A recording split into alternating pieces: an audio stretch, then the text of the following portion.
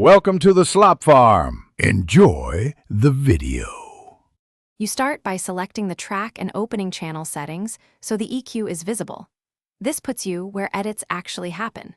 Once visible, enable the EQ module and pick a 4-band or studio EQ preset to give you a neutral starting point. Make sure to solo or loop a representative passage at a moderate level, around -6 to -12 dB, because you want consistent context for decisions. Now you've prepped the session and positioned yourself to make meaningful EQ moves. Now you focus on locating issues. Use a narrow cue with a moderate boost and sweep to reveal harsh, muddy, or boxy frequencies. That tells you what to cut.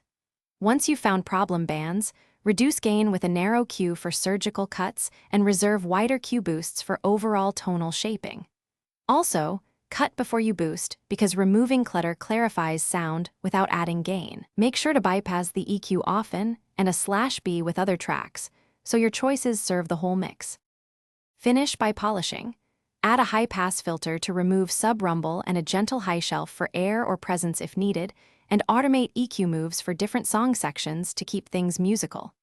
Once done, check phase and mono compatibility so the track holds up in different playback systems. If something goes wrong, if the sound becomes thin or loses life, revisit earlier cuts, reduce their depth, and compare to the original level. That quick reset usually fixes overzealous surgery. Thanks for watching. Consider subscribing if we helped you today.